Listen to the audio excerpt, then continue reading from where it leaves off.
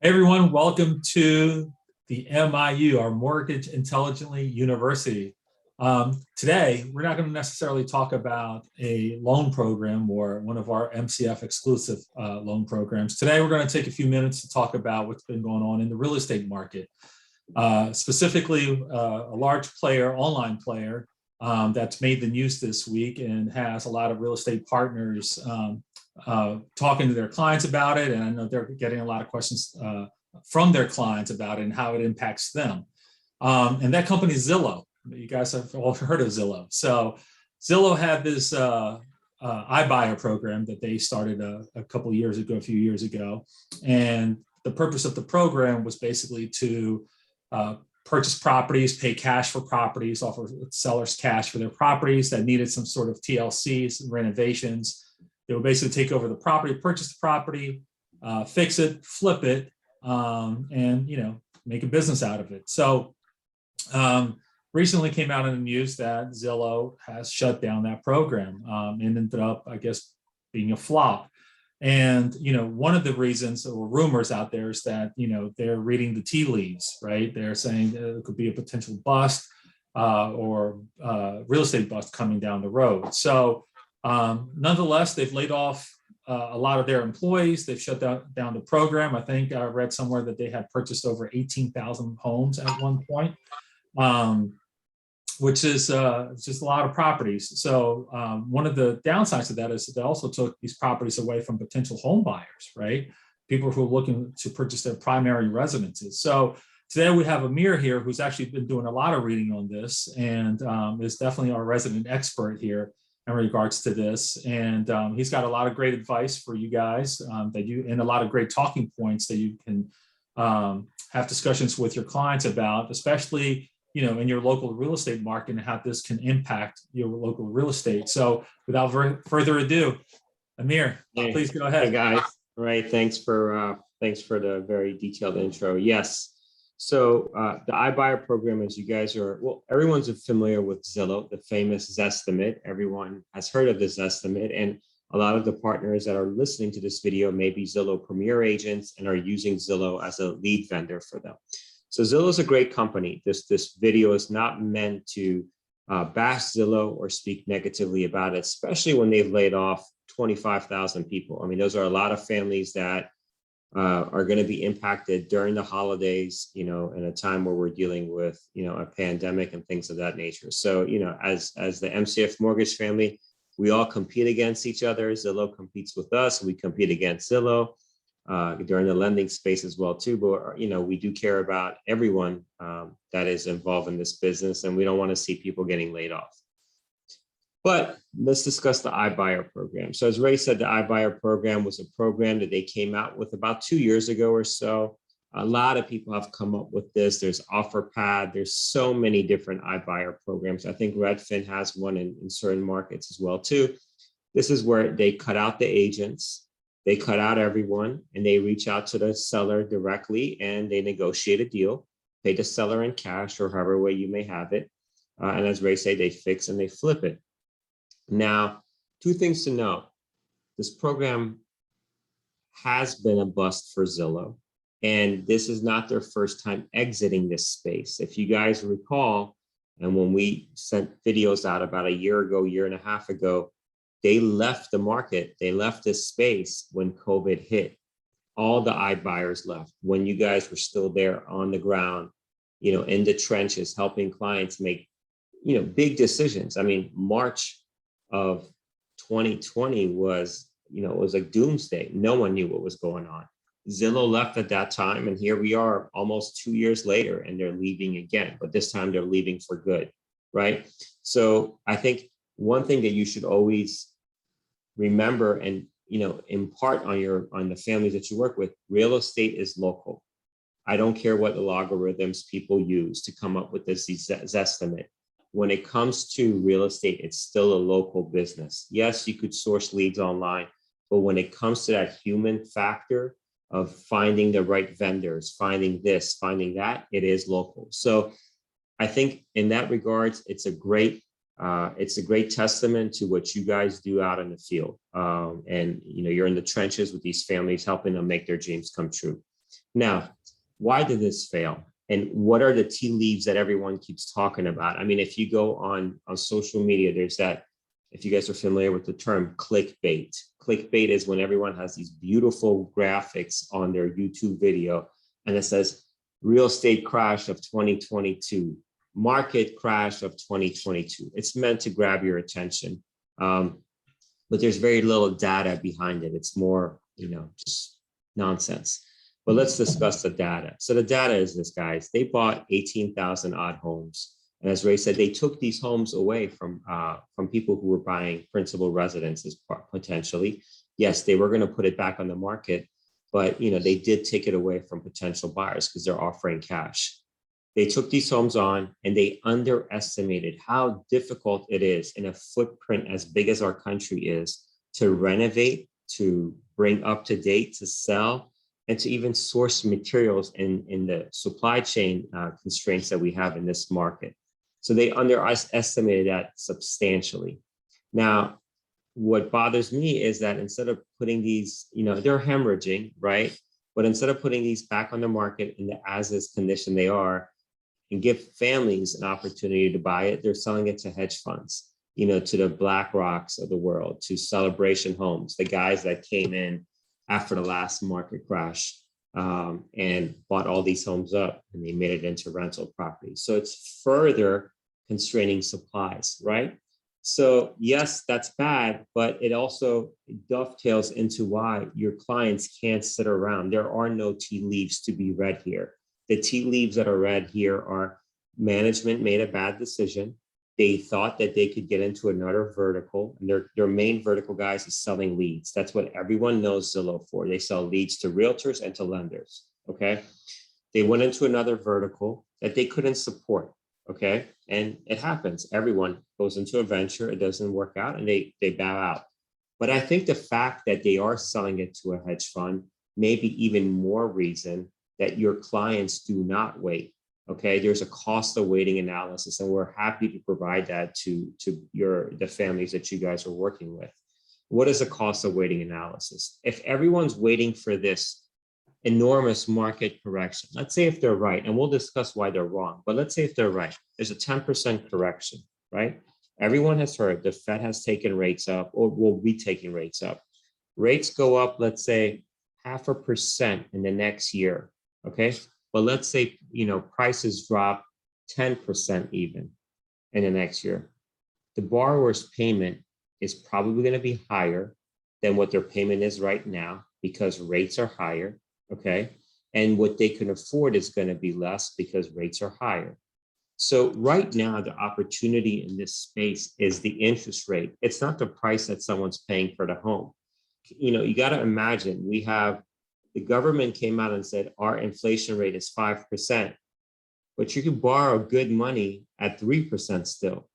So that's the key, that's the opportunity in real estate right now, cheap money, regardless of what's going to happen. Even if market corrects itself by 10%, you still have cheap money and your clients are able to buy homes that if interest rates go up, they cannot touch.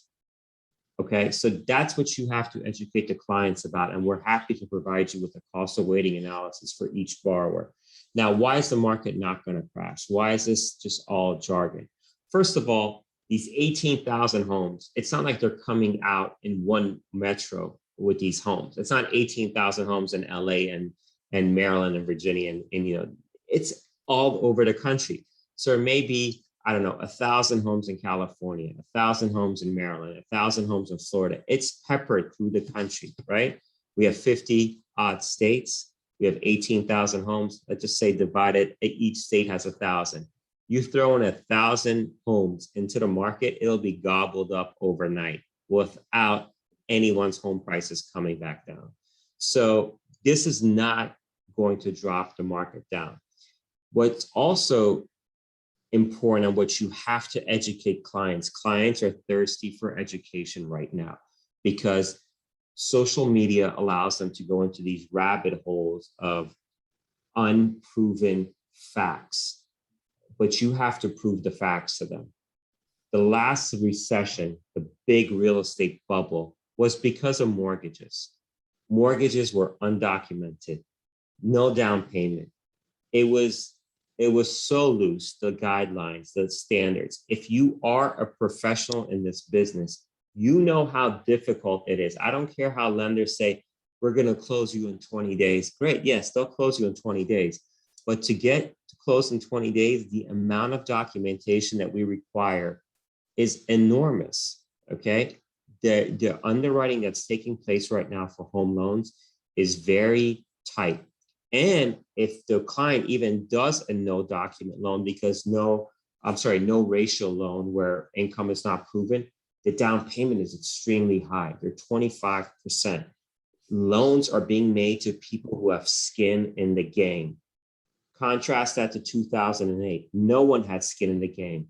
You had someone that was working a minimum wage job and they owned 6 or 7 homes across the country with no doc, no assets, no income. That's what caused the crash. Okay.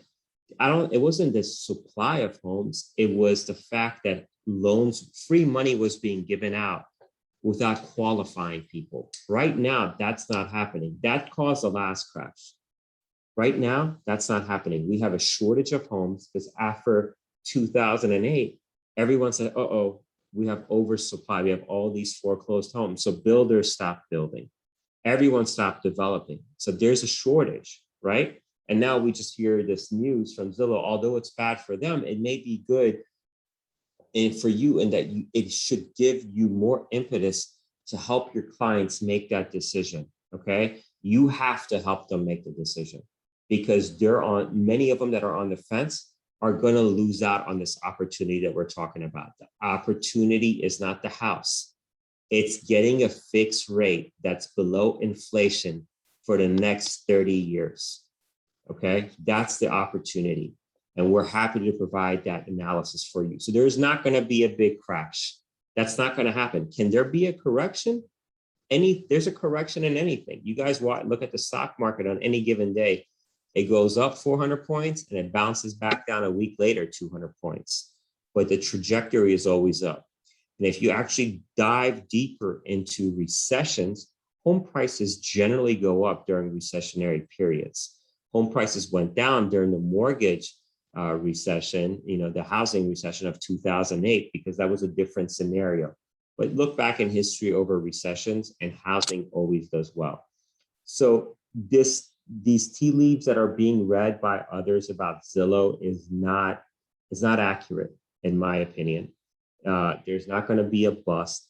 There may be a correction, and I think a correction is due. Home prices are very high.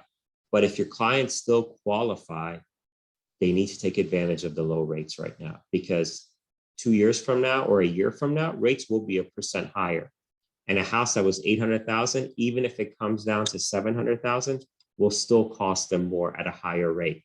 If they could buy 800,000 at 3%, their payment will be lower at buying that same house due to a 10% correction at 4%. So that's the opportunity. We have to educate them. We have to get in front of them and bring them back into where knowledge is key, not randomly on YouTube trying to figure out what's happening. That's awesome. my that's my 2 cents on the Zillow situation. Yeah, no, that's awesome. I mean, I appreciate you sharing that with everybody. So guys, really kind of digging into what Amir said. I mean, at the end of the day, the cost of waiting is really costing your clients and could cost your clients, big money. Borrowing right now is so cheap. Interest rates hovering around 3% right now for 30 years, fixed. Inflation at 5%.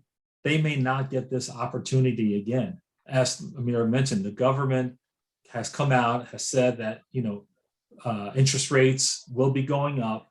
So now is the time to get your clients motivated to buy, and we don't know, how quickly the interest rates are going to go up. They've already started inching up. Isn't that right, Amir?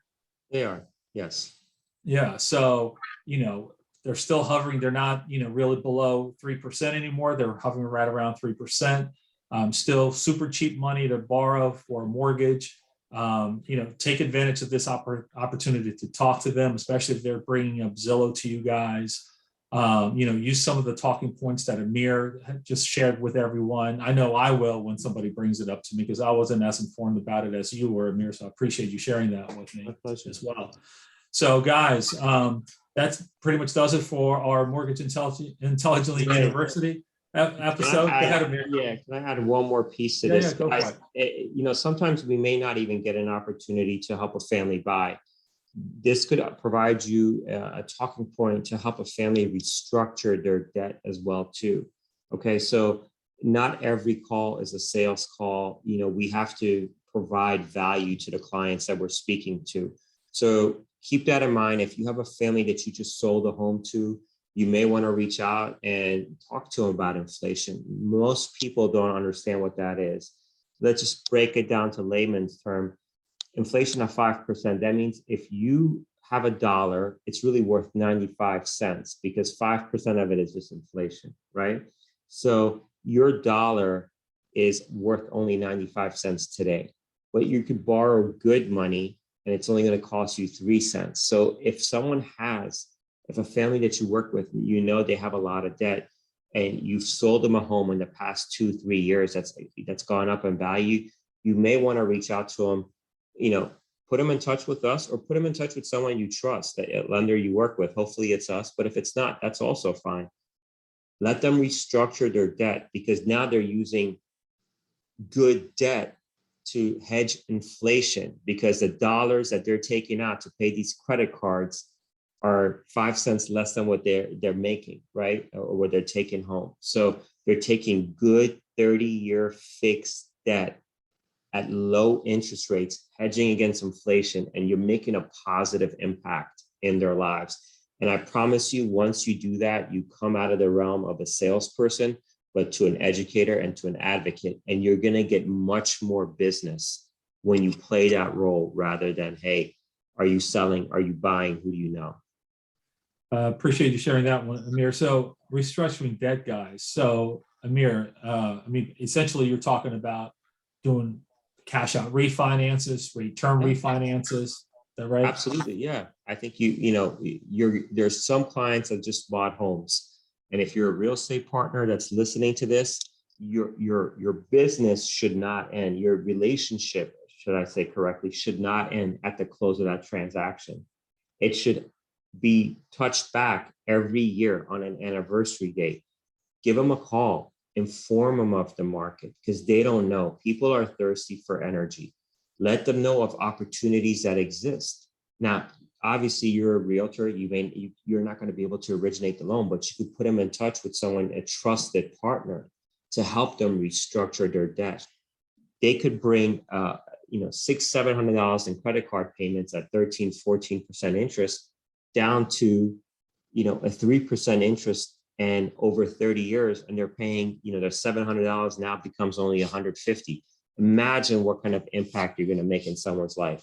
You think you're ever going to be wiped off their phone book or their cell phone contacts page? They're not. They're going to come to you because you made a positive impact when you first sold them the house, and now you're helping them restructure their debt, whether that goes towards building wealth, kids 529, retirement, whatever the case may be. But you're the cause, right? And for as long as you're around, they're going to be a devoted client.